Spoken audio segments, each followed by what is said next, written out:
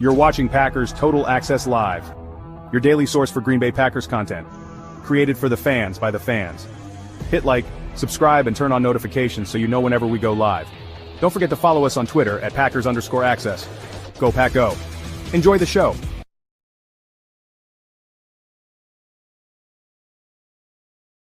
What's up, guys? Welcome into Packers Total Access. My name is Clayton. You can check us out on Packernet.com. Find me on Twitter at Packers_access. You can text us 865-658-5824. Join alongside Tim in Green Bay here to talk some Packers as we are now at Monday evening. We got Monday Night Football about to crank up here with the Bengals and the Cowboys. I don't think anybody really cares about that game. Dumpster Fire Bowl. Let's go. I think they're going to play it anyway, Tim. We'll still send the guys out there and try to put on a show, I'm assuming. It looks like it's in Jerry World, too. I see that big-ass TV hanging in the middle of that stadium, so they're definitely in Jerry World. I hope one of those 75 punts we see tonight doesn't run into the scoreboard or anything. No doubt, man. Always seems to happen, doesn't it?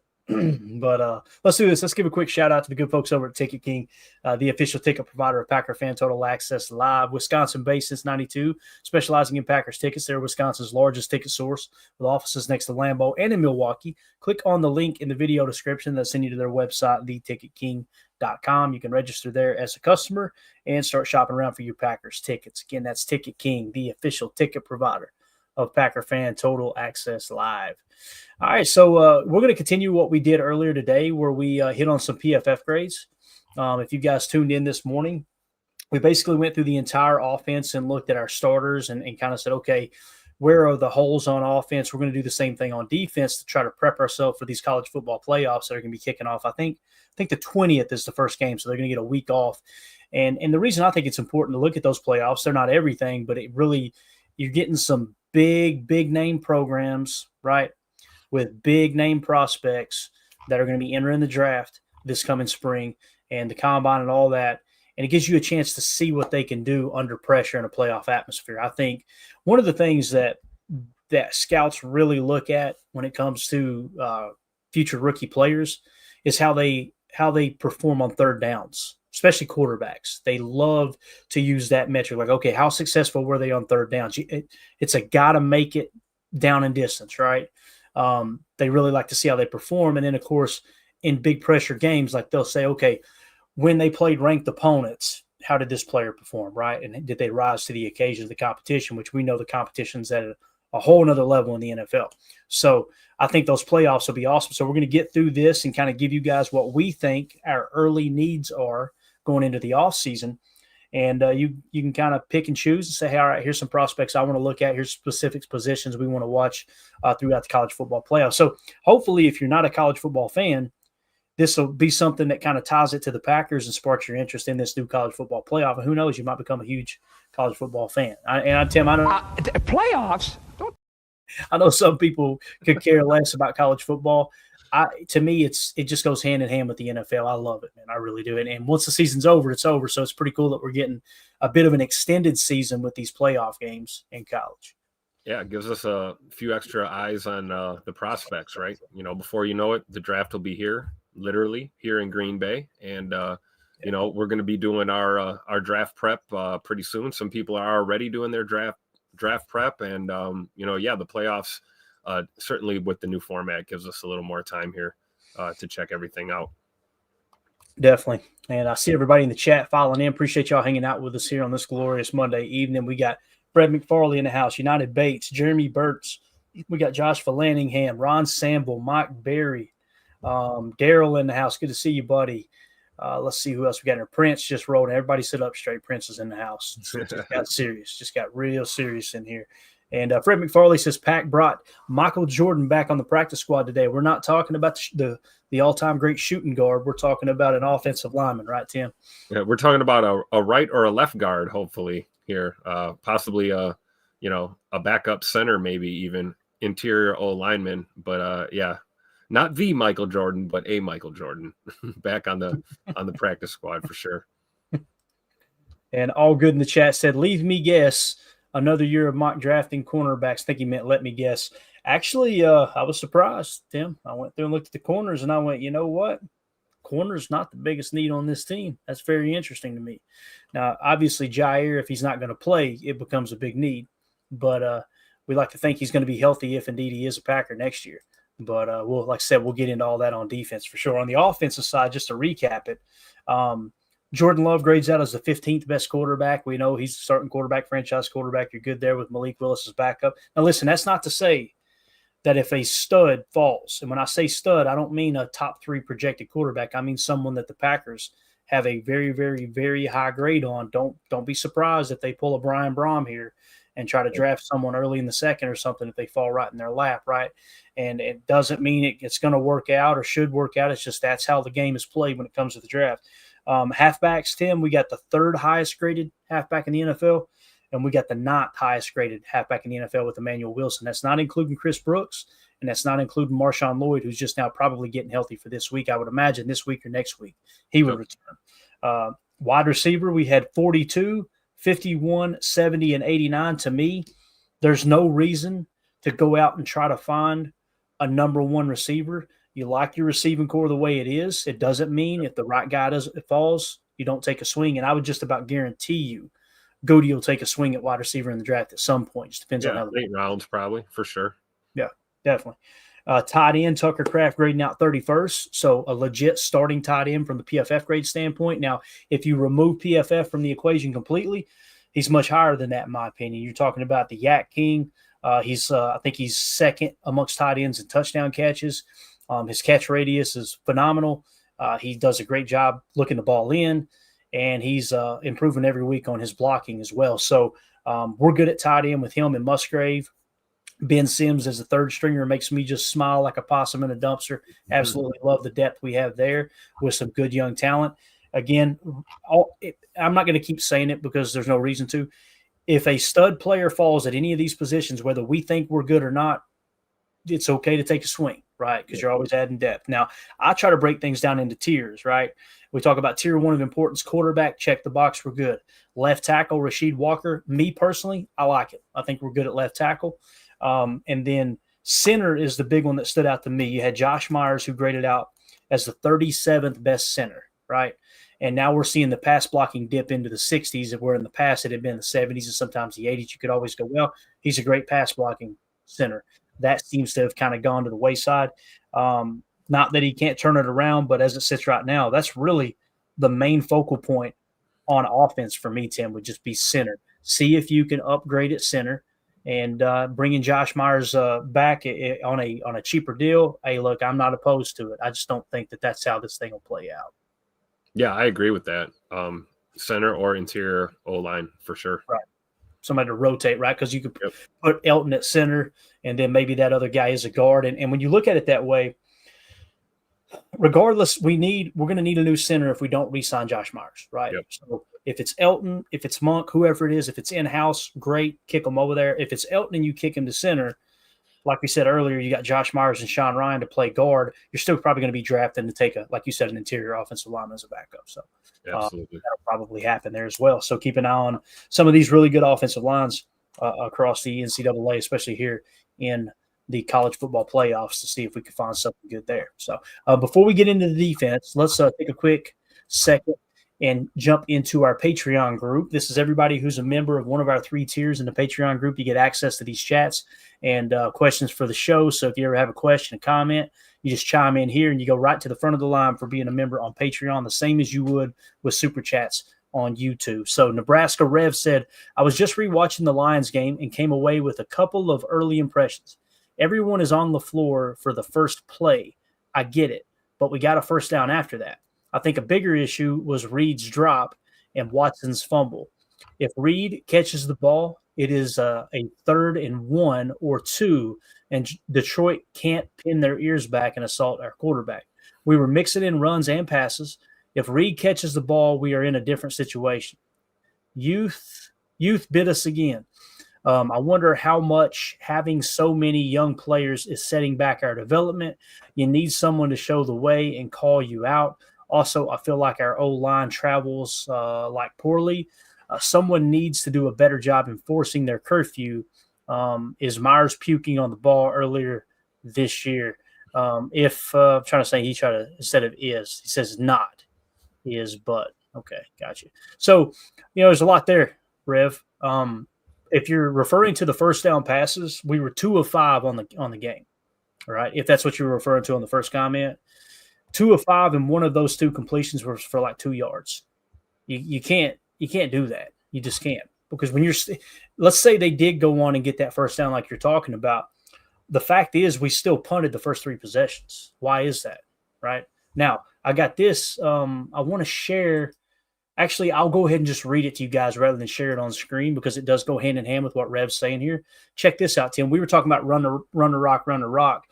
Ryan Wood, @by Ryan Wood on Twitter, tweeted out, Matt LaFleur at his presser says Lions open in a base 34 defense against the Packers 11 personnel.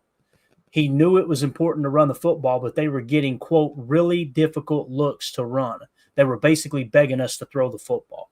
So what essentially happened was, normally when you go to your 11 personnel, 3 wide receiver set, the other team goes to nickel. They said, no. We're going to stay in our base 34 and make you pass the football.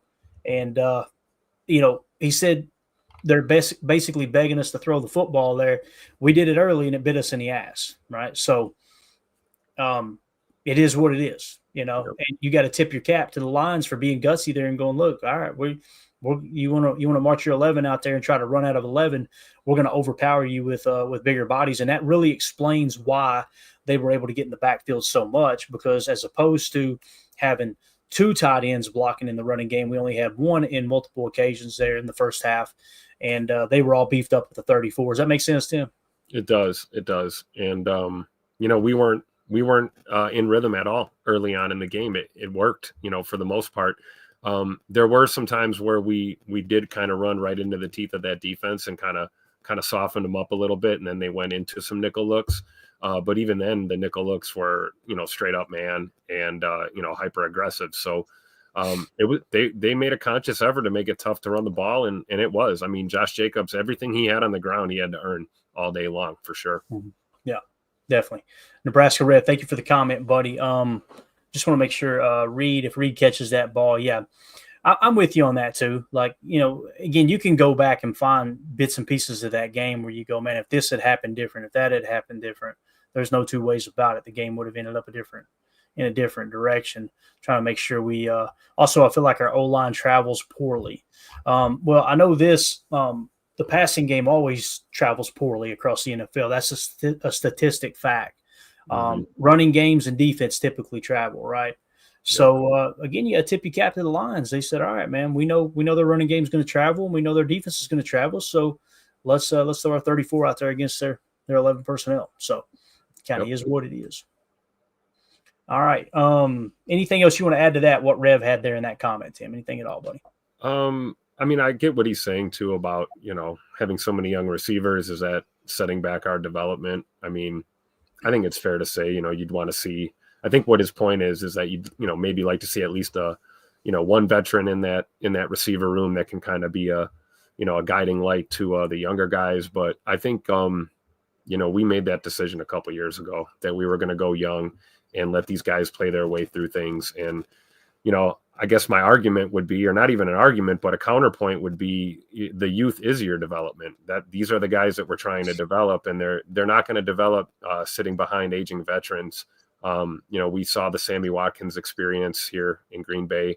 We saw Randall Cobb returns, Randall Cobb part 2 in Green Bay. It's those guys drop passes too. Veteran receivers make mistakes too.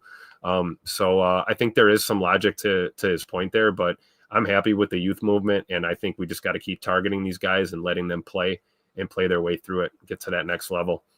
We haven't seen the absolute pinnacle of guys like Tay Wicks and Jaden Reed. And even Christian Watson, I don't even think has come close to his ceiling yet, if there even is one. So I think that just comes with time and experience.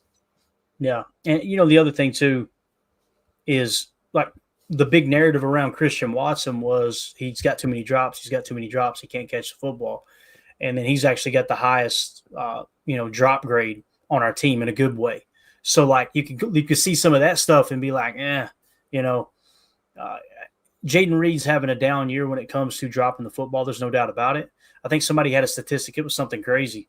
It was like Jaden Reed already has more drops this year than Christian Watson had the entire season last year or something like that. Mm-hmm. So we've got this narrative kind of hanging out in the back seat with us saying that Christian Watson's really bad at dropping the ball, and it's just really not true. With Jaden Reed, like I said, it is something that's kind of popped up. Now, Dontavion Wicks, same thing. As far as you want to bring in a veteran to play like that, to me, wide receiver is the last thing you put in place, right? Yep. I don't look at this team and go, man, if we had just a true number one wide receiver, we would be Super Bowl bound. I just don't see it that way. What I see are up front mainly, when you look at the defensive side of the ball, we need an edge opposite of Rashawn Gary that's dominant. When I say need, I guess not necessarily a need, it's more of a want, right? Like it's like if you had that or a dominant 3-tech, we've got, when you look at it, and we're going to hit it here in a minute, you're not horrible at interior defensive line. It's just you've got a roster full of number twos, guys that are grading out at the number 2 level. So it's like you need that true 3-tech. So I would much rather have that over a number 1 receiver who might be begging for the ball. And I'm telling you, this Matt LaFleur offense does not say we're going to get the ball to them. Like I heard a lot of sports talk the last couple of days, and that's what everybody was saying was like, you got to find a way to get Jaden Reed the ball. You just got to give him the ball because what do you get, like 1 target, I think, in that game? So I don't see it like that at all because you're attacking space. You're not attacking with one individual person. This is the Mike McCarthy, 2011 offense where it's let's spread everything out and create isolation plays. It just doesn't work like that. But that's true. And we saw the end of the Aaron Rodgers era, and keyholing and forcing the ball to Devontae Adams, and that didn't really do us much service down the stretch either. And that was our number 1. And sometimes that number 1 can that can stunt your growth and your development of some of your other guys. I totally agree with that sentiment for sure. Definitely. Trevor Anderson in the Patreon group. Appreciate you, buddy. He says, NFL referees make more working a few days a year than most Americans make working all year. The average is over 200,000 per season. Saying they're part-time employees is misleading. That is just so they don't get health benefits, but we can't act like they aren't paid enough. I didn't realize they were making over $200,000 a year. That's a shocker to me. Tim, did you know that? Because I sure did. I did not, but I am Googling the NFL Officiating Academy right now and seeing if they're accepting applications. You guys imagine Tim out there, man. Tim out there on Sunday running around with this guy right here. See these two out there. You're going to hear me say, put that flag away. Put it away, Ron. Put that flag away. Calm down, Ron. Put it back in your pocket, please. So, that's interesting, though, Trevor. Thanks for bringing that number up there, man. $200,000 a year. That's wild. Absolutely wild. That's crazy. Yeah. Carly Ray in the chat. Jeff Hafley said, can I get a chunk of that money? Carly Ray in the chat said, can you explain the difference between a pick that draws a penalty and legitimate blocking? I just watched part of the Bears versus 49ers game where Keenan Allen blocked for DJ Moore and completely got in the way of the defender, and it was a great play. No penalty, yet Scoot caused the guy to fall on Thursday and gets a flag. I feel dumb, but I don't get it. Don't ever feel dumb. Listen, there's no stupid questions in here. We're all learning together. The difference is a pick play is a receiver running a route, right? And defenders will do it too. They'll get called for a pick play too, right? It's essentially you're intentionally getting in the way of the defender. You're trying to make contact with the defender before the ball is thrown or as the ball is in the air, okay? That's what a pick play is. When you're talking about a receiver blocking for another one, go back a couple of weeks, and you guys remember we showed on Chalk Talk, we had a little bubble screen or a flat, right, a RPO flat that went to Jaden Reed on the touchdown, and Christian Watson blocked for him. You'll notice Christian waited. He was really, really patient, waited until Reed got the ball. Then he threw his block. Okay. If Christian had ran up and hit the receiver as the ball was in the air or before Jaden Reed catches that football, then he's going to get called for either offensive pass interference or they'll just call it a pick play or whatever. That's the difference in it. Okay. So and I don't know the specific play you're talking about here, Carly, but where Keenan Allen blocked for DJ Moore, I imagine it was some kind of smoke screen or something where he steps back, catches the ball, and Keenan Allen, they were in like a twin set. Keenan Allen probably blocked. It was as he got the ball. Now, sometimes they're very, very lenient on whether or not a receiver can make contact as long as it's fairly close to the line of scrimmage, because they are allowed to jam each other, within like a yard or two of the line. So it could have been that where it looked a little bit iffy. But, yeah, that's the big difference, though. Now, he was blocking, and with the Christian Watson play, although he didn't intentionally do it, Kirby Joseph just ran straight into him, which is still mind-boggling to me that that's a penalty on Christian Watson. If Christian Watson was intentionally trying to hit Kirby Joseph or any other defensive back, then that's obviously a pick. So hopefully that answers your question there, Carly. And that's not a dumb question. It's I can understand someone watching a game and not knowing the difference between the two and be like, well, hell, they did the same thing. One announcer saying it's a good thing, the other saying it's a bad. That's the difference there. So, and you're right about, closer to the line of scrimmage, like if it's a quick out or like something really fast, they're definitely more lenient because it's such a bang bang kind of play sometimes that they usually err on the side of just not throwing a flag. I think the one with Scoot, he was right around that 5 yard kind of area when he made contact with the defender there. And again, I don't think it was a pick play either. You could actually see Watson turn his body and try and miss that contact. But it's like rest discretion on a lot of those. But technically the rule's the rule. It's just a matter of how it's enforced, right? Right. Exactly right. So it's just and the rules have changed over the years. That illegal contact rule really got enforced because of Bill Belichick and the way they played the Colts. The Colts complained, and they ended up changing the rule the next year because Belichick was playing very aggressive bump and run with his defenders, and they were doing it a little bit further down the field. It's funny that decades later, the Colts are the one that accused the Patriots of Deflategate. So it's like the Colts have been getting their ass kicked by the Patriots for, 3 decades, and they kept trying to find a way to accuse them of cheating. Pretty funny little rivalry there. And then you throw in, I don't know if you knew about this or not, Tim, but when that next season, the Colts were hiring a head coach, they interviewed Josh McDaniels. Josh McDaniels accepted the job. And then at the last second, after everybody else was filling coaching voids, he said, I don't want to be the coach here. He literally did that on purpose to the Colts because he and Bill Belichick absolutely despised them for the play game. It's hilarious, man. Love it.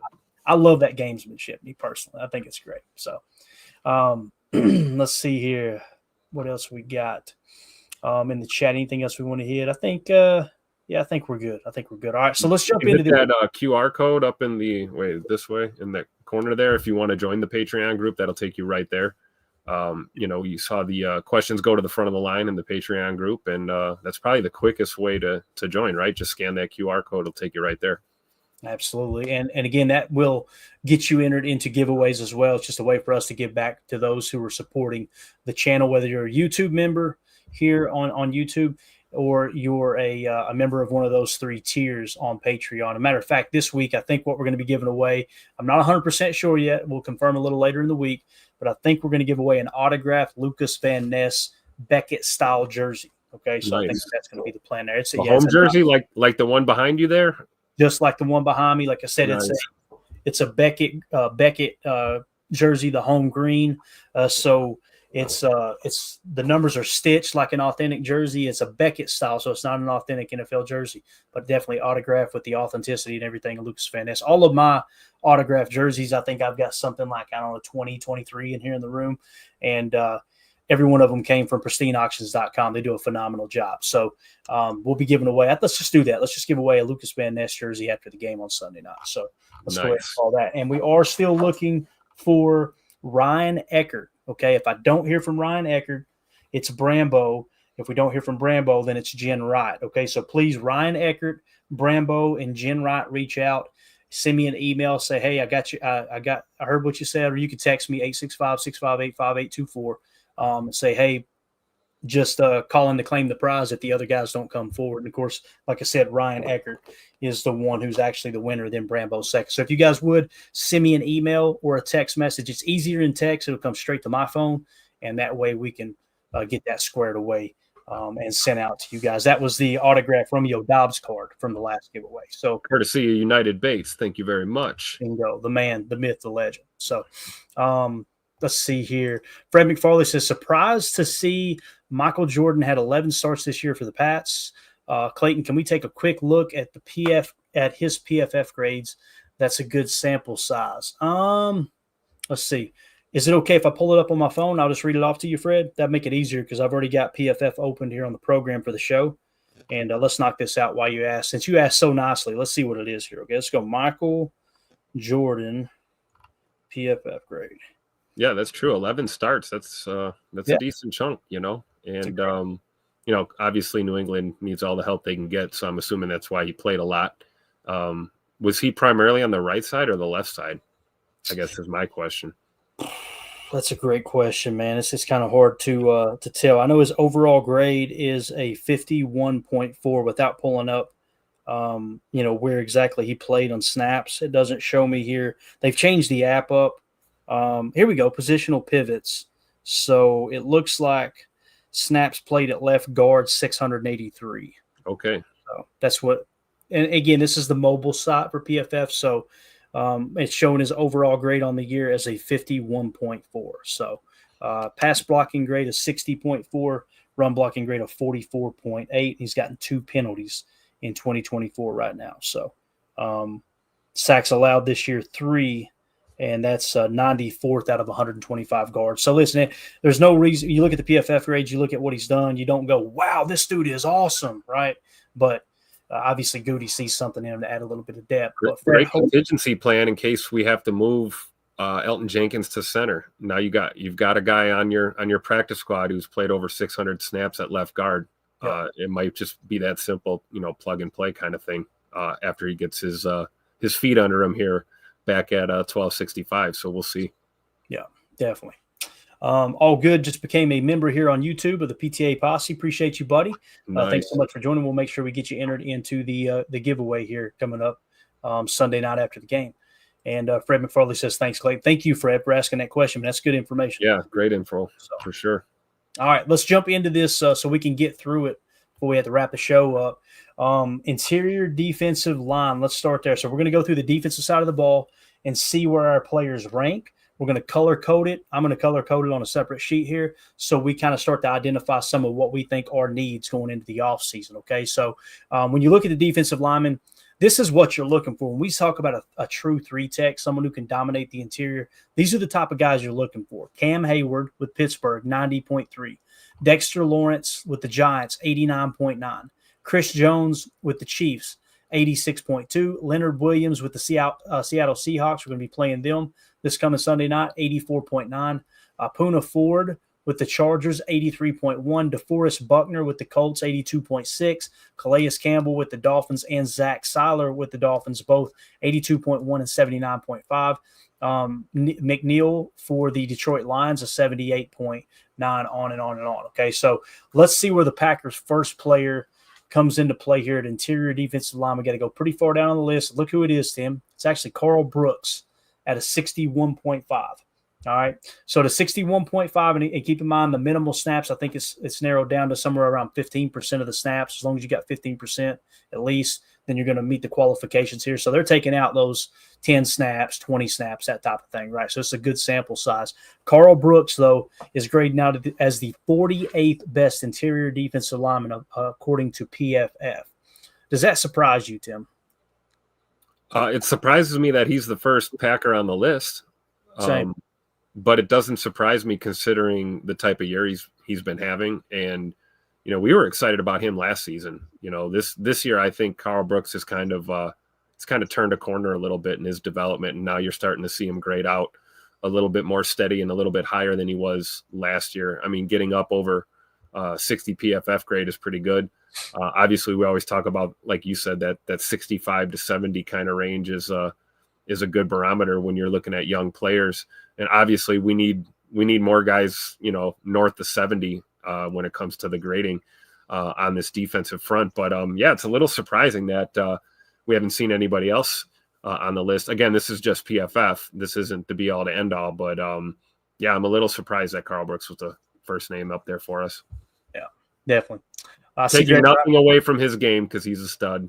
I love it.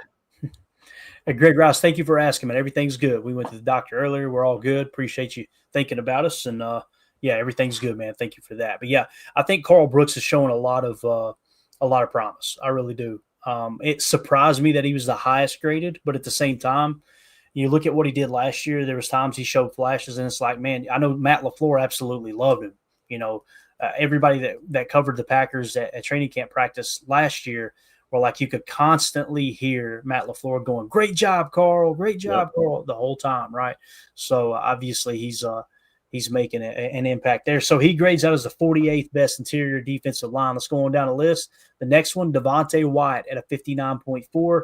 That would make him 55th in the NFL. Okay, so keep in mind, whether we're in a 4-3 base or a nickel 4-2-5, there's always going to be 2 defensive tackles on the field. So pretty much every team across the league, that's how they approach that. Okay, if you're in a 4-3, that's how you'll approach it. Now, if you run a 34 jam out of your base, obviously there's going to be 3 defensive linemen on the field, but essentially the majority of the snaps across the NFL, you're in nickel sets, which is typically 2 interior defensive linemen and 2 edges, along with your linebackers, corners, and safety. So I say that because anyone in the top 64, in my opinion, are starting caliber. That's the way I see that. Okay, so what you got with Carl Brooks at 48, he's a solid number 2 defensive tackle. That's what he is. He's not that dominant 3 tech that we're looking for. He could develop into that, no doubt. But still, the fact that he's 48th, that says a lot. 55th with Devontae Wyatt. I know the grade doesn't look beautiful, but look, you got to compare apples to apples. If everybody else in the league is grading out similarly, you can't look at one person with a similar grade and go, well, they're garbage. It just doesn't work like that. You're comparing it across that whole position group, respectively. So that's where he says 55. The next one on the list, and this is the last one we'll show, is Kenny Clark, a 56.7. He's grading out as the 67th best defensive tackle. Now, obviously, that's outside of the top 64. This is what hurts, because Kenny Clark's getting paid like a top 5 defensive tackle, and he's not grading out that way. Now, people that say, well, Clayton PFF isn't everything, I completely agree. But his pressure percentage isn't there either. His sack numbers aren't there, right? His missed tackle percentage isn't there. So it's like there's no other metric that you look at and go, no, that's misleading.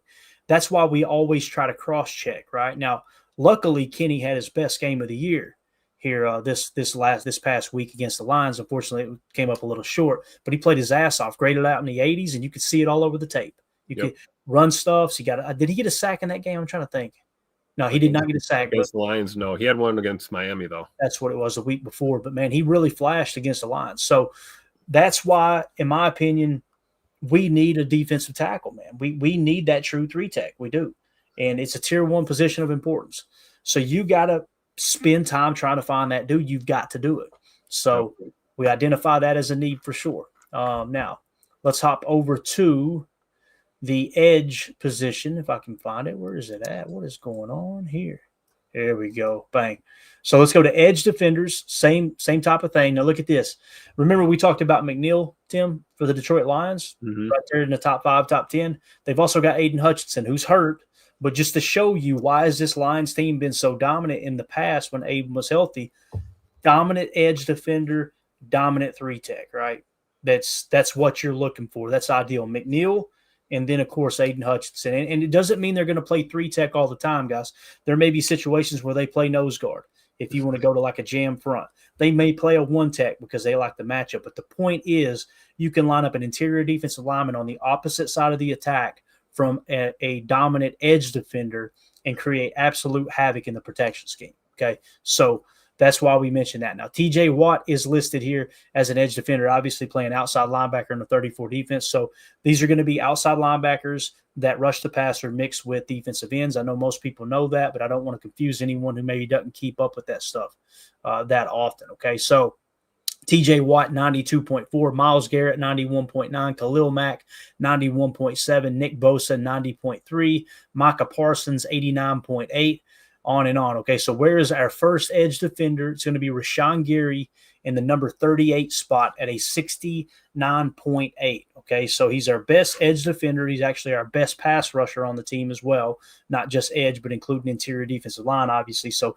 him coming in at the 38 spot, he's right there on the cusp of being a number 1 edge. Now, we know, we've talked about on this show all year long, something is going on with the pass rush, right? All these guys didn't all of a sudden forget how to pass rush. So when we turned on the tape, as early as I remember, Tim, it being week 2 or 3, that we were like, okay, let's see what they're doing. Oh, that's what they're doing. They're doing a lot of touch spine.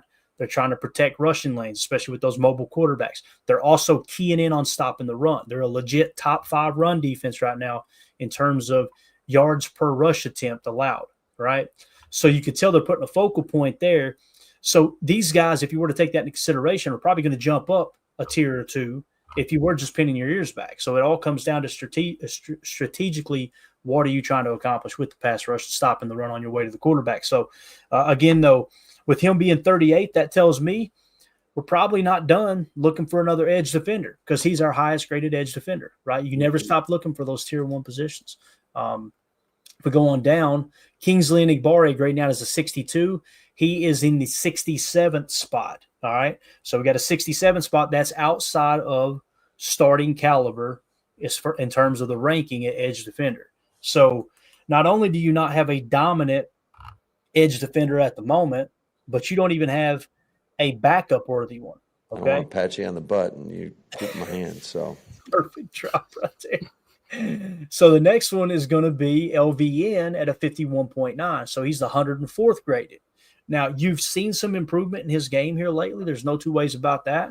But, again, it's such an important position. You want to know why our defense struggles at times? It's because we don't have that true tier 1 edge defender at the moment that's just dominating, and we don't have that true tier 1 defensive tackle that can play 3-tech that's dominating. That's the biggest need for this football team right now, offense and defense, in my opinion. So, Tim, you have the floor. I know I've talked a lot. I want to get that information out there. I want to get your take on it. How do you feel about, we talked about, obviously, 3-tech, but now we're talking edge. What do you think, man? I agree. I'm sitting here taking notes because I was kind of looking at this earlier myself since I missed the morning show, kind of looking at the defense, and I agree. I love Devontae Wyatt. I love Carl Brooks. Those are great pieces to have. I think they should stay in Green Bay for a while, but we've got to put some more talent around those guys and in front of them. You look at this list too, especially with edge guys. You talked about Rashawn Gary. I mean, I'm looking at this middle tier list there, like, top 50 to 60 guys. There's some rookie guys on that list that are, right near some veterans that are, grading out higher. Again, different schemes, like you said, different approaches. Not everybody's being sent on blitzes all the time. We know pressure rate, blitzes, sacks, those kind of things make your PFF grade go up. But I agree wholeheartedly that we definitely need some help on the edge as well. Maybe we're just missing one more piece too. You never know, because guys like Enagbare, LVN, they're studs too, and great supporting guys. But yeah, who can we put out there besides Rashawn Gary when it comes to this pass rush? I think we do. We need to look at top tier guys available in this draft coming up. Yeah, definitely. And again, PFF isn't everything. So let's look at, all right, who's actually generating the pressure here, right? We talked about Rashawn Gary being on 3 different run stuffs in that game against the Detroit Lions, right? So he's playing really, in my opinion, his strength has been in the running game this year. Now, when we look at the quarterback pressure percentage across the team, you got to throw out the defensive backs and the linebackers because obviously their pressure percentage is going to be way higher. You're manipulating the protection, and you typically get a free runner or you get someone with an inside leverage advantage on a loop or something like that. But when you go to the first player that's not a safety, corner, or a linebacker, it's Rashawn Gary at 13% pressure rate. Okay, and again, this is GPS tracking. This isn't some BS metric that someone just made up. You can go to every one of his pressures, and we've done it before all year long. He's now up to 40 pressures. To put that into perspective, the closest one to him is Kenny Clark at 21. You going, Clayton, I thought you said he was bad at pressuring the quarterback. Look at his pressure percentage, 6.6%. Look at Gary's, 13%. So for the people that, I know it's easy to go, oh, man, Gary's trash, this ain't working, blah, blah, blah. He's our best pass rusher. So you keep him, right? Yeah. If you get rid of Gary, you remove all of your pass rush. Now, imagine what Gary's doing. Again, he was being chipped. The last we heard, he was being chipped 3rd most in the league. So he was getting all that attention with the chip. If you had someone on the opposite side, whether it's a 3-tech or another edge, they can't chip everybody. So, I have a question for you, kind of like Coach Len brought this up in the chat. We don't have, 43 ends or a 3-tech. So we're in agreement on the 3-tech. Hell, I take another one. I take a 1-tech too while we're at it. But 43 ends, do you think is that what we're missing? Like a true defensive end type of guy as opposed to a, like an outside linebacker, athletic edge rusher type of dude? Do we need more of just like a traditional 43 end? Is that what we're looking for? Or do you think we're still looking for Mr. RAS score again? You know what I mean? Right. Here's a great example of why I feel like Goody does come up short sometimes. I think he's great at his job, don't get me wrong. But the Lions gave up a 5th-round pick for Zadarius Smith. Now, I'm not saying I want Zadarius Smith. You guys know how I feel about it. I would rather have Charlie Brown rushing the quarterback than that jackass on our team again. That's just me personally. But you can go out. What did the Lions do? They got an injury. They realized, oh, crap, we got a deficiency here in Aiden Hutchinson, losing him, and then Alex Anzalone. Let's go get another edge defender. They're prioritizing it. Guys, it's a 5th-round pick. It's a 5th-round pick. Like, why not go out and get someone proven? And he's not the only decent edge defender out there. And I know that the argument is always, well, they didn't, that wouldn't have panned out for them, or they, there's not that many offers out there. You got to be willing to trade away draft picks to get players, especially later round picks, to get a player that can contribute right now. Imagine if you had a player not named Zadarius Smith, but was Zadarius Smith's grade right now on this team opposite Rashawn Gary. They'd be wreaking havoc. It only cost you a 5th or a 6th rounder or something. Yeah, I get it. Bingo. Yep. So that's something you got to really take into consideration. Now, again, when you look at that pressure percentage, and I'm going to go back to the PFF grades here in just a second. If you look at that pressure percentage with Rashawn Gary, 13%, then it's Lucas Van Ness, it's 9.5%. So we're talking about Van Ness grade now as the 104th best edge defender according to PFF, but he's got the 2nd highest pressure percentage on the team, right? So that means something. He's basically, before that we had checked, he was at like something like 7%, 7.2%. And now he's up to 9.5%. So he's continually getting better at pressuring the quarterback. If you go to sacks, which is a result-driven stat, we know Rashawn Gary leads the team at 5.5. Then it's Devontae White and Lucas Van Ness with 3. So Van Ness is feeling more like that edge defender opposite Gary as opposed to Kingsley Enagbare. It doesn't mean you throw Kingsley Enagbare out with that, ranking grade now as the 67th best edge. You just can't wait around for these guys to develop. You got to go find the next TJ Watt. You got to go find the next Myles Garrett. And I know Myles Garrett's they don't fall off trees, right? Right. TJ Watt, you had a shot to get him. We've heard that for 2 decades, it feels like now, even though he hasn't been in the league that long. Who'd we take? Kevin King over TJ Watt, I think it was, something like that. Yeah. So just another example right there of, hey, look, GM's miss. This isn't trying to rag on Goody, but you got to it's just that important of a position. You got to continue to allocate resources to that or draft capital to that to try to get that buttoned up. So essentially what you got, 38, 67, 104, edge defender, hands down, 3 tech. Those are 2 needs for this team. Now let me hop back over here to PFF real quick. Hopefully all that makes sense. And again, listen, I'm not saying this is the gospel. I'm just telling you this is how I look at it. And you guys may disagree, and that's totally cool. Just want to, like I said, give you my opinion on how we should attack improving this roster.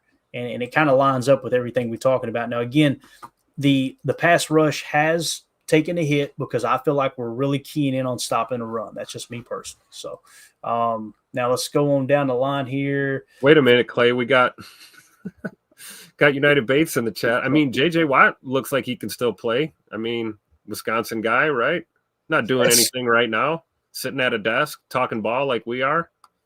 We were hanging out in the kitchen the other day, and Mandy started shaking her head. I'm like, what? She's like, I still can't believe they didn't sign J.J. Watt that year. Remember that year? There was rumors of him going to Green Bay or whatever. Now, and I told her, I said, yeah, but babe, he graded out in like the 60s, So it wasn't like he was the same dominant J.J. Watt. It probably proved to be the right move. But who knows what he could have done in Green Bay, though, right? True. Yeah, I know you guys are joking about that, but Mandy brought it up the other day. Like, I can't believe they didn't sign him because he's a Wisconsin dude, right? That sucks, but there you go. All right, let's see what else we got here. linebackers. Let's go to linebackers now, okay? So obviously you're looking for starting caliber linebackers in terms of where they rank PFF grades with the minimal percentage erased. So leading the league right now, Zach Bond with the Eagles at a 90.0, Fred Warner with the Niners with a damn broken leg, 87.1. Bobby Wagner, Tim, 83.3. It's a perfect example. Here's the guy. That was the dude that we were like, hey, let's go bring Bobby Wagner in. Everybody laughed at us. Oh, yeah, absolutely. Everybody. And you look at Washington, and they got a great defense, and he's an 83.3 this year. Jack Gibbons with the Titans, he is 83.2. Leo Chenal from Wisconsin, right? Played for Wisconsin, if I remember correctly, 89 or 82.0. Elandon Roberts for the Steelers, 81.8. Devin Lloyd, 80.9 for the Jaguars. The other one I wanted to look at, remember Peyton Wilson in the draft, Tim? Yep. So we passed up on him early. I can't remember where he got picked, but I know we took Edgerrin Cooper over him, right? I had Junior Colson, Peyton Wilson, Cedric Gray, then Edgerrin Cooper is what I have on my draft board. So Peyton Wilson was my second best linebacker on my board. Him and Junior Colson were in the same tier. And you see here that Peyton Wilson grading out as a 77.9, an absolute stud. So interesting to see how these rookies. Didn't Junior Colson get drafted before he did too? So it's kind of interesting to see how they pan out. You know, it's truly hit or miss. You can't hit them all, right? And last I heard, Junior Colson was not having a good rookie campaign. I don't know where he's at on this list. We probably won't have time to look it up, but just want to kind of look at a few of them in terms of the rookies. Now, you guys remember in free agency alongside Bobby Wagner, we said, hey, what about this Al-Shaair guy, right? He was one that we were looking at. Houston signed him. He's grading out a 73.9. Now he's going to be missing 3 games for what he did to Trevor Lawrence. That man got a family. Why he got to do him like that, right? So he's going to be missing some time. But, again, that was one that we were looking at in free agency going, that dude right there. There's another one, too, Blake Cashman. Where's Blake Cashman on this list? I'm eager to see him. Right. Oh, yep, right there. Or 19. Yep. Minnesota swept in and scooped him up. He's a 72.7, the 19th overall graded linebacker this year. So that would have been a nice pickup, too. Now, our first linebacker, check it out, guys, 21st is Eric Wilson at a 71.6. Right? Here's a guy. So as odd as that sounds, we're excited about Edgerrin Cooper, right? Some people think that Quay might be turning the corner. Eric Wilson is still our highest graded linebacker. Does that mean he's our best linebacker? It doesn't, although I think it does mean he needs more snaps. It's been rare that you look. Now, this last game, rough game. I think we would all agree, right? McDuffie kind of had a rough game as well. But when it comes to Eric Wilson, man, it's a contract year. That's another player that I think we've seen enough that you go to him and say, hey, let's sign you let's go ahead and get an extension and put some money in your pocket here real quick. How about we sign you to a 2-year extension, at $3 million per, and we'll guarantee $4 million. He'll probably sign that. He don't know what he's going to get in free agency, right? Yep. You go to him early and try to get that done. That way you ain't got to fool with it. But if he hits free agency and signs somewhere else and you lose your highest graded linebacker, and I think most people, and rightfully so, they look at him as depth. It's not like he's going to be your Mike Backer. But still, that's a good quality football player there. So that's tough. So he's 21st, okay? That grades out as a starting caliber linebacker, obviously. You're going to have 2 in the lineup, same as like your defensive tackle. So there's going to be 64 total, right, that you consider starting. Next is Edgerrin Cooper in the 36th spot at a 66.8. So he's grading out as a legit number 2 linebacker, right? A solid number 2 linebacker, really about to break into starting caliber grade, okay? So Cooper's good to go once he's healthy. I think that's why I see him as our mock of the future. That's just me personally. I think that's the future of our team. He's got a much lower passer rating when targeted as well. When I looked at that statistic earlier, as a matter of fact, I won't pull it on the screen to save on time here. But when you go passer rating when targeted, Edgerrin Cooper is 1, 2, 3. He's 4th best on the team at a 75.6. So we've seen him attack the quarterback and sack. We've seen him attack the running game. We've seen his athleticism get and scoop up a fumble, a couple different times, I believe, where it's like, man, nobody else on the field's making that play. He just got that raw athleticism. We've seen him cover the seam in the Tampa 2 and do it excellent. And here he is with a 75.6 passer rating when targeted.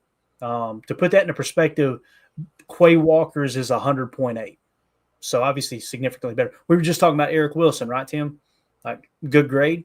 Eric Wilson's passer rating when targeted is a 103.3, worse than Quay Walker's. Yep. So that's why you got to take all the information, put it in a pot. All right, here's what we truly got. You can't just go solely on PFF grade, and you can't go solely on the statistics too. And obviously we watched the tape, and we've seen Eric Wilson have a pretty damn good year this year. We're seeing Quay here recently. These numbers aren't reflecting. Quay's kind of playing better, right? So yep. You got to take all that into consideration. I think Quay's done a good job of stepping up, just both in execution and also just, you know, as a leader out there. We're shorthanded without Edge Coop. You know, we've seen what he can do on the field. We've seen what this defense looks like when Edgerrin Cooper's playing out there. I, for one, love seeing him and Quay on the field together. I do too. It's a great 1-2 punch. And I agree with the sentiment of, keep a guy like Eric Wilson around. You know, we'll see what happens with Quay. I got a feeling that they're going to keep him around, maybe just pick up the option on him. I don't know.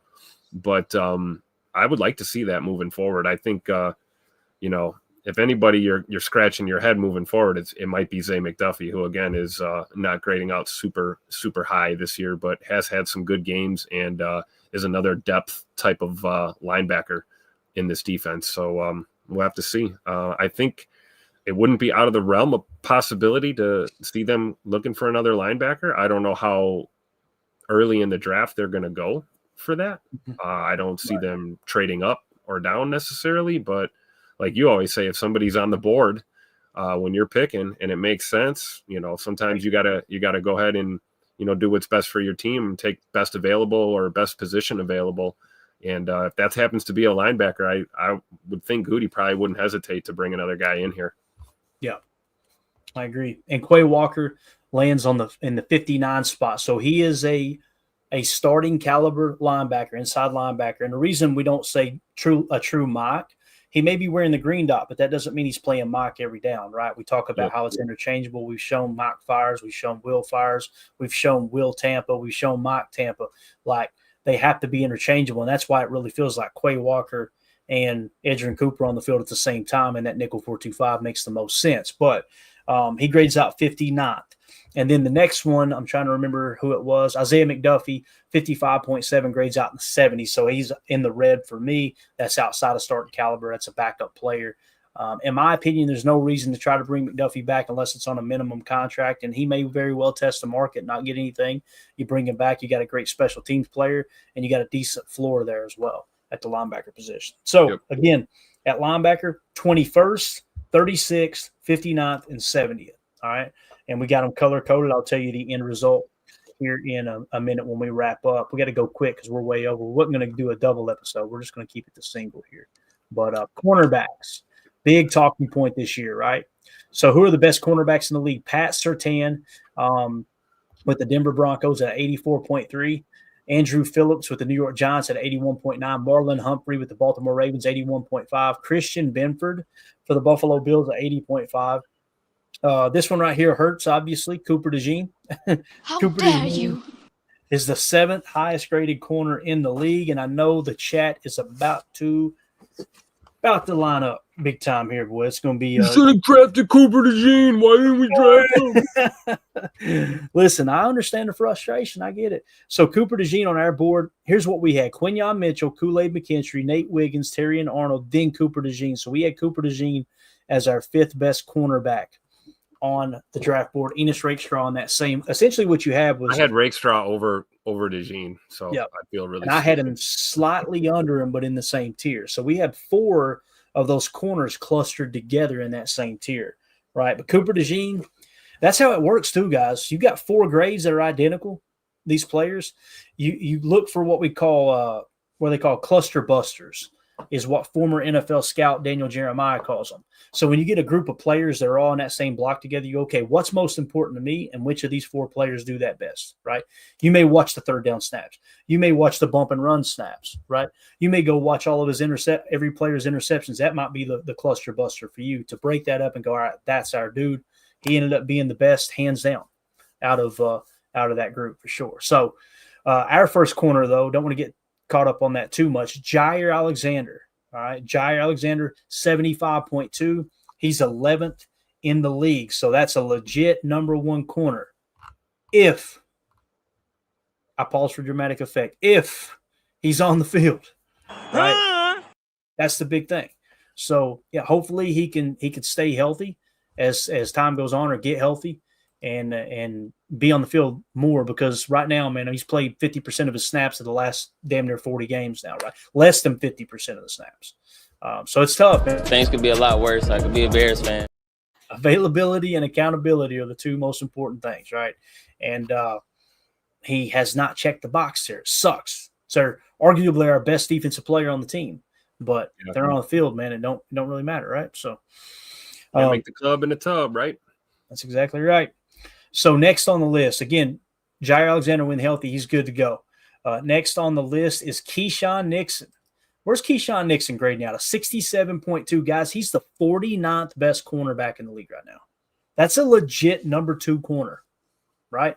And we've got him under contract for 2 more years after this year. And, it's probably going to jump a little bit. I want to say it was somewhere around 6, may jump up to 8, whatever it is. He's also the best returner in the game. Now, the rules change. That's really neutralized that aspect of our game. But Keyshawn Nixon, man, Tim, I think he's been playing some damn good football. Him in the 49 spot makes me feel really good about this cornerback room moving forward. He's only going to get better. He's getting better. As you guys seen 3 weeks ago, maybe, runs all the way across the field last second, punches a ball out, forces a turnover. This last game, gets an interception where he's supposed to be playing curl flat, read the quarterback's eyes, was being no threat to our defense and vulnerability and not covering his assignment. He's got that curl flat under control, jumps a route, gets an interception. He's getting better, dude. I'm excited about Keyshawn Nixon moving forward. Yeah, and me too. And you're right about him being, looking at just PFF grades, him being a solid number 2. Let's face it, right now he's our number 1. Without Jair on the field, that's our number 1 corner. Carrington Valentine's probably your 2, and the list continues from there. So I think the thing that's really shocked me, I've said this before, I don't want to say shocked, but it did catch me off guard. The way he's played on the boundary. We've had to take him out of the slot, put him on the boundary. I thought for sure he'd be, questionable at best, possibly even a liability out there on the outside. I've always preferred him, if he's going to play corner, to be in the slot. And now he, again, makes me look stupid. And he's having a really solid year playing on the boundary. Certainly looks better than, more than half the corners on the team right now playing on the outside. So I'm looking forward to, hopefully, Javon Bullard, he's week to week or whatever. Hopefully he's back in the slot and we can see a lineup that involves, Jair and Keyshawn both playing on the boundary together, which would be awesome. Yeah. Everybody in the chat. Greg Ross, Clay, where's Douglas? Chris M, where's Rasul Douglas, Clayton? Jason Y, where's Rasul Douglas? Everybody got the same thought. Where's this guy at? He's 75th at 60.7. Where's my boy Malik Mustafa? Where's he at? Is he back? Oh no, this is just corners. He's playing safety, right? Yeah, we'll get to that in a second. Yeah. Rasul Douglas, though, is 75th. So listen, I was as critical as anyone, and last year he played way better. Right? Like it would have been worth it, in my opinion, to keep him. But Goody, this front office, they've done it forever. They get rid of players they'd rather get rid of them 1 year too early than 1 year too late. And according to PFF, Rasul has definitely dropped off. So he's their 3rd or 4th best corner on the Buffalo Bills right now. So see, this is how we go over. You guys get me sidetracked. I'm going to blame every one of you on the chat. It's funny, though, as you guys, before you topped it, I'm sitting there going, I wonder where Rasul is on this. So great minds think alike. Moving along, let's see who the next best corner is for the Packers if one makes the list. Carrington Valentine, 53.9. He's the 96th best corner. What that tells me is, again, we're typically in our nickel the majority of the time, 4-2-5. There's going to be 3 cornerbacks on the field, right? So where would 96 fall? 32, 64, right? So it'd be, what would that be? 96, right? Would be a legit number 3, or at the bottom of the barrel 93, or number 3. So Carrington Valentine's right there on the cusp of falling into the red, although he's still in the black at 96. Eric Stokes slightly in the red at 98. I cannot believe that Eric Stokes is in the top 100 of most corners. Yeah. It's crazy. Again, you see that 53.2 and you just think that's a bad grade. But when you compare it across the league, it's like, hey, there's other players that are playing much worse than him right now. I'll tell you one that everybody was excited about a few years ago, Joey Porter Jr. Yep. Joey Porter Jr. was this highly touted corner. He's grading out a 52.0. Joey Porter Jr., people said, was the reason that Kalen King had such a good year in 2022, right? And now Kalen King falls all the way down to the 7th round, and Joey Porter is playing bad football according to PFF. Look at Terry and Arnold hanging out down there at 107th too. It's exactly what we talked about, right? Must be all those holding and pass interference calls. Could be. He is grabby, no doubt about it. I wonder where Kool-Aid McKinstry is. Did anybody see Kool-Aid? He may be hurt too. I don't know. Let's see if we can find McKinstry anywhere. There we go, 59. So pretty good. Pretty good. So since we're doing this, we're already over. Who gives a crap? So Kool-Aid McKinstry was my second best corner. He's grading out 59. That's a solid grade for a rookie. I haven't seen Nate Wiggins. Terry and Arnold's garbage. We talked about that. Cooper DeJean's an absolute stud. Ennis Rakestraw Jr.'s hurt. I don't know how many snaps he's had. Quinyon Mitchell. Did we see Quinyon Mitchell on that yet? I want to say he isn't grading out. Oh, there he is. Dang, the 13th best corner.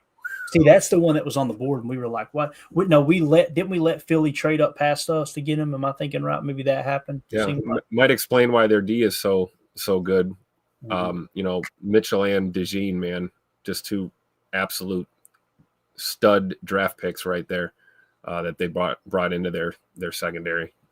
Yeah. So Quinyon Mitchell was my best corner. Kool-Aid McKinstry was second best. Then Nate Wiggins, Terry and Arnold, Cooper DeJean, and Ennis Rakestraw Jr. Those four are in the cluster together. It looks like 3 of those 4 were actual hits too. So that's kind of cool. I figured only one of them would be hitting Cooper DeJean. So it looked like there was multiple. So that one hurts. But here's the moral of the story, though. You see that and you go, yeah, we need corner help. We need corner help. We need corner help. Based off of what? Like Jair Alexander not playing? Completely agree. But if Jair Alexander is going to be on the field, our cornerback room don't look bad. 11th, 49th, 96th, and 98th. Yep. Now, can you use another one? Everybody could use another one. But do you need another one over a better pass rush in a 3-tech or an edge defender opposite Rashawn Gary? Right. And do you need to use a draft pick on one? Right. Exactly. Or do you trade a draft pick and get another veteran or somebody, look at the market? There's a lot of different ways to go. I agree. I don't think it's a desperate need. We also know that corner's not necessarily a tier 1 of importance position on the defensive side of the ball. Mm-hmm. Yeah, definitely. So again, when you look at the cornerback position, the big thing you need with corners is combating RPOs and being physical at the line of scrimmage. That's why some people feel like cornerback has raised up a tier into that tier 2. Some would say tier 1. When you look at the great defenses, you think, okay, what is it they've got? Like name a great defense across the league. Philadelphia, yeah, they've got solid corners. There's no two ways about it. They got Vic Fangio running the defense, and they went out and drafted 2 stud corners, right? So, that's just something that you gotta take into consideration. Chris N says, Clayton, you're crazy. We need multiple corners. Why? Tell me why. Why do you need multiple corners? I'd love to have the number 1 corner in the league, but you're telling me you would rather have multiple corners over a 3-tech? You'd rather have multiple corners over the next Jalen Carter, the next insert absolute stud 3-tech. I would rebuttal and say you're crazy because you want to know why you're getting bullied up front and you can't hit home with a pass rush. To me, corners are the equivalent to wide receivers. Like when you talk about building a solid roster, what did the Bears do? They went out and got 2 stud receivers, right? And their offensive line sucks, okay? How do you dominate that offensive line that sucks? Do you have a great pass rush? It all starts up front. A lot of receivers out there in New York playing for the Jets, too. How are they doing? Yeah, exactly. And again, Aaron Rodgers running for his damn life, too, right? Yep. This isn't my opinion. This isn't me going, here's how I would build a roster. Everything all the message I convey comes from stuff that I've studied, coaches I've studied. Listen to Bill Belichick talk about these teams that are trying to build through corner and build through wide receiver as opposed to getting the trenches first. You want to drop down a tier or two, go put all your resources in wide receiver and corner and continue to neglect the defensive line. So Christian says not over 3 tech or defensive end, but next. Yeah, it's funny you say that, and we need to get to safeties, but I'm going to give you guys the cheat sheet here, or the spoiler. My order of importance: edge, defensive tackle, edge, okay? And they're in the red. That should be top priority. Next, in my opinion, would be a center and an inside linebacker to compete with Quay opposite of Edger and Cooper, okay? Because that's assuming Eric Wilson's gone, and our coaching staff don't even see Eric Wilson as a starting inside linebacker, right, in the nickel 4-2-5 when everyone's healthy. Then after that, it would be corner is how I would see it. So that's just going off the color code that we created here. Let's move on to safety. God, man, we could do a 3-hour show doing this. I love this stuff. For sure. And the conversation in the chat, Chris and everybody getting involved is just it makes it absolutely awesome. Let's go to safety. And y'all want to hear the good news? Look at this, boys. Number 2 safety in the league, Xavier McKinney, 88.0. Heard it from a fan right here. Yes, sir. We're good to go there. All right. Let's slide down to the number 18 spot. Evan Williams, rookie, 74.7.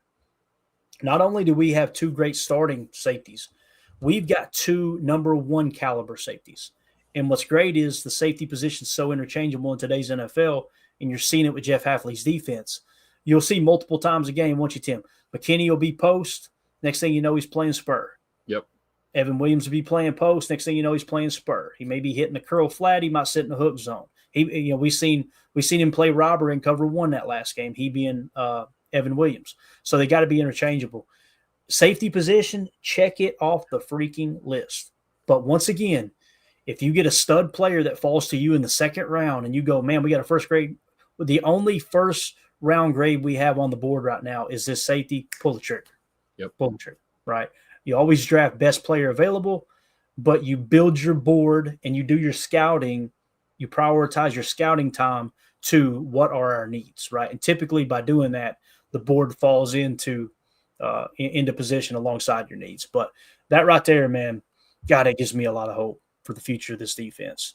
And again, to me, this is if safety, if our cornerback position room, Tim, was in the shape of our safety room and our safety room was in the position of our corner room, I would be putting safety up toward the top of the list. It would be above center and linebacker if we didn't have these 2 guys. I've been screaming it forever. Like since we started doing the podcast, we got to get a post safety. You got to have a post safety that opposing offenses respect, right? And my whole thing is 2 great pass rushers, 3 tech edge, a solid mock in the middle, and a solid post safety, and you use the boundary, the out of bounds as extra defenders, right? To put all of your resources into like a corner and you're just covering this one side of the field and he's over here, right? You're not, I think we would all, hopefully everyone understands now, there's no such defense in the league where the number 1 corner always follows the number 1 receiver. It just doesn't happen every play, right? Yep. I mean, there's no team in the league that runs more man coverage than zone. So it's statistically impossible. It's logically impossible for that to happen. So, but safety's good, man. And here's what's cool too. I think we've got someone in the 77 spot, if I remember correctly. Let me go down through here real quick. Javon Bullard, 53.7, right? 77th in the league. Okay. So what does that tell you? It's not starting caliber in the top 64, but that's a pretty solid backup. And we want to see him get better. Now, keep in mind, he plays a slot, right? And to me, if there's anything this team needs in the secondary, it's a slot corner. Javon Bullard has not proven to me he's the guy.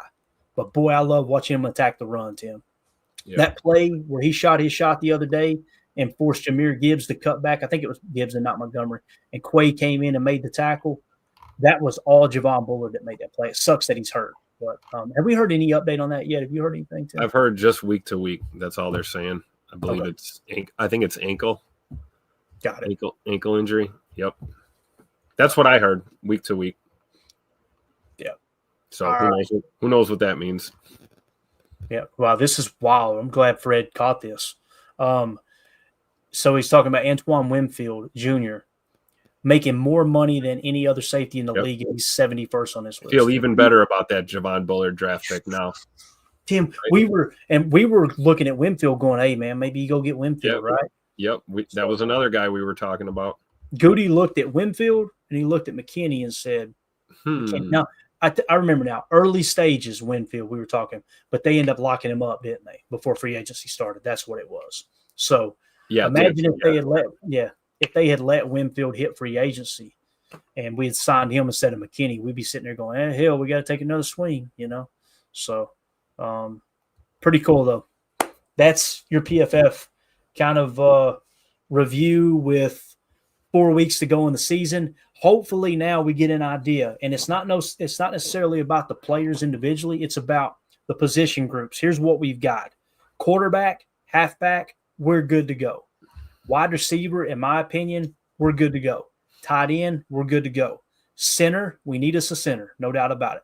Guard, I feel like we're good to go. 46 and 55, solid there, right? Now, if you kick Elton to center, like Tim said, rather than just put center on the list, why don't we say interior offensive line? If you can get a solid guard and, plug and play him as a rookie and then let Elton Jenkins take over, you're good to go. Here's the other thing, too. When Jordan Morgan's healthy, we may be good there. We haven't seen a whole lot of him, right? So maybe he gets healthy. We finish the year and go, hey, Jordan Morgan's a stud, too. Awesome. Now you've got the depth at guard to kick Elton Jenkins to center, and you're good to go. Or maybe it ends up being Jordan Morgan or ends up being whoever. Right. I was just going to say, maybe Morgan's able to play at the tackle. That's where he's natural position, I guess, so we'll see. I wouldn't rule anything out yet. Tackle, we're good. Zach Tom, the number 7 tackle. And then, of course, Rasheed Walker at 48, but one of the best pass blocking left tackles in the game. We're good there, in my opinion. It doesn't mean, again, it's tier 1. If we come into next draft and the best player available on the board is a left tackle, like Jordan Morgan was, they will probably take him, right? And 2-0 for this, stop. I'm sorry, Greg. I'm sorry, 2-0 for this. You took a shot there for no reason. Greg Rice, stop right now in the chat, okay? He's saying mock draft, mock draft, mock draft. We're not doing it. We're not doing the mock draft, all right? Don't even start this. It's too early, all right? I will turn. He did ask a good one, though. We were asking about my boy Mustafa since we got the safeties up. Is he in the top 100? Let's see, man. Surely 49ers. Surely he's toward it. So he's with the Niners, right? Let's just look for the Niner logo. Boom, 27, Tim. 27. All right. Ooh, that was up there on my. I think I had him 5th on my list. Yeah, let's see where I had him at. Malik Mustafa. So we had Tyler Nubin 1, Javon Bullard 2, Kitano Ladapo 3, Cam Kitchens 4, Taylor Demerson 5, Kalen Bullock 6, Cole Bishop 7, Tyreek Smith 8, and then I had Malik Mustafa at 9 is where I had him. And here's what's crazy, guys, and this happens every year. Evan Williams I had lit up in the green saying that's going to be a heavy target for the Packers based off of the interest they showed, the measurables and everything, but he is in the bottom third of my safeties, and he's an absolute stud. How cool is that? Like, it's just – damn, I love the draft, man. It's awesome. So, all right, awesome. There you go. Quick recap. We hit all the positions there, right, talking about it. Tackle, we got the tackle, right? Defensive line, you need to find that true 3-tech. You got to get a dominant 3-tech. It's that important. So you take a swing there at some point. Edge defender, you need to try to find you an edge defender. Unless LVN just starts ripping people's heads off this last 4 games, or JJ Enagbare or whoever steps up, that's got to be your guy. Linebacker, I feel like, me personally, I would want to go get another linebacker at 21 and 36. Let's take another swing and try to find a true mock, someone that can play alongside Edgerrin Cooper if indeed Quay doesn't continue to improve. These last 4 weeks will probably make that decision for us, to be honest with you. Cornerback, I feel like we're good at corner unless a stud falls to you. And then safety, we're definitely good at safety. Not that you won't draft depth for any of these positions. So in the order of importance, when I say corner is good, I'm saying in terms of prioritizing, although it is on the list. So 3-tech, edge, top priority. Second priority, center, unless, of course, you think Elton is the dude, right? You're good to go there. You can wipe it off the list. And linebacker, okay? And then next would be cornerback. And I think specifically a slot corner if Keyshawn's going to stay outside, which it looks like Keyshawn. Tim, I feel like Keyshawn has played better outside than he did in the slot. Yeah. It feels like that, does it not? Kind of didn't really have a choice, you know, Right. with the injuries to Jair and stuff. He kind of found himself out there.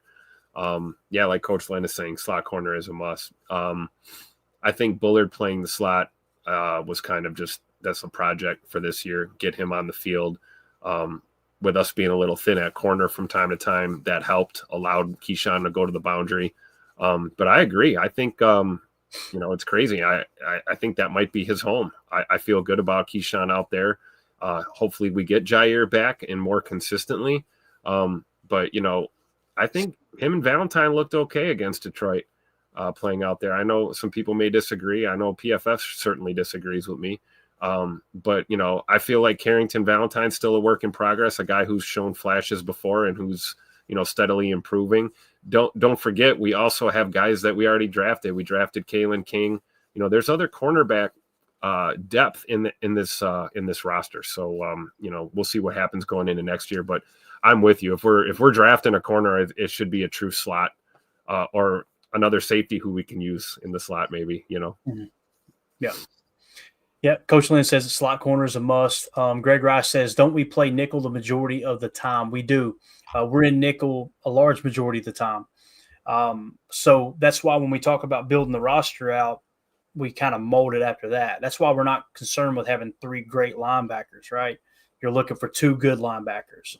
You're looking for 2 good edge defenders, 2 good interior defensive linemen, obviously 2 safeties, and you're looking for 3 good corners. You build you model your entire roster after the fact and around the fact that your nickel is going to be on the field the majority of the time. It doesn't mean you neglect the others. Just simply, let's put our best player. Let's make sure we build our roster around the formation we use the most. If that makes sense. I say formation, but it's really, you know, personnel on the defensive side with nickel. So there you go there. And yeah, I think we're good. Here we go. Jason Watt, that's the last one. I marked it earlier. Jason, appreciate you swinging through, buddy. He says, Clayton, that video you did this morning was eye-opening. There are way too many positions where we don't have anyone in the top 32. And that's why you got to kind of prioritize, Jason. And we'll kind of end it there. You got to prioritize and say, okay, yeah, they may not be in the top 32, but what about the top 64, right? Because you want that floor to be high. You don't want to just go crazy on one position. You want to continue to build the floor higher. And these guys develop. Hopefully your coaching staff can continue to develop players. And now you look up and you got like our safety room, right? Exactly. Or our receiver room. Yep. Bingo. I really like our receiver room. And I know some people are down at I like it. I don't look at our receiver play and go, that's the reason we're losing. I just don't see it that way. I really don't. The reason we lost to the Lions, I've been very vocal about this. If we had half of those fringe penalty calls go our way, we're winning that damn ball game. There's no 2 ways about it, in my opinion. So I'm not really concerned. I think we can beat the Lions. I think we can beat anyone in the NFC. I really do. Kansas City last night, another one with the officiating. My God, it's going to be hard to beat that team. That's just ridiculous, man. It's just every single call goes in their favor. It's unbelievable. People tweet, man, why does he have so much time to throw? And then you see the replay, people getting chokeholded and everything. It's like, that's why he's got so much time to throw. That's terrible. So, yeah. And don't get me wrong, Pat Mahomes is a great quarterback. He might go down as the greatest. He may pass Brady up. But, yeah. All right, that's it, guys. I think we're done. We went way over. I was going to do 40 minutes. So I'll be sleeping in the car tonight. That's the way it goes. So, Tim, you got anything else, bub? No, man.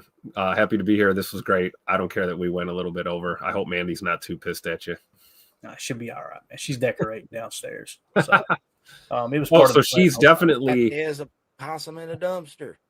I'll tell you, man, it looks like Santa Claus threw up downstairs. There's stuff everywhere. It's unbelievable.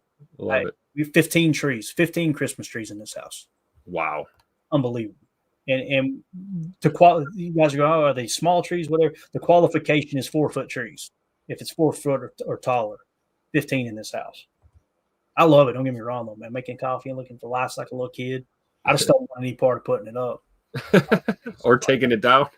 Mike, thank you, Mike. It is Monday. Got to take out the trash. Mike said, we both got to do that. That's right. Yeah, got to do it, man. All right.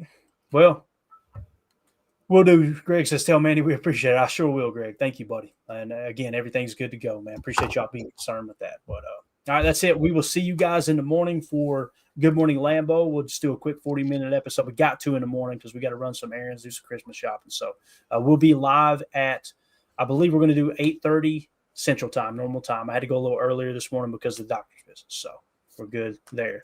Tim, appreciate you, pal. Appreciate you too, Clay. For those of you Help me listening out. on the pod, Thank you for making this part of your day. As always, let's go out and be the change we want to see in the world, and go Pack Go. Thanks for watching Packers Total Access Live, your daily source for Green Bay Packers content. Created for the fans by the fans. Hit like, subscribe, and turn on notifications so you know whenever we go live. Don't forget to follow us on Twitter at Packers_access. Go Pack Go. Have a great day.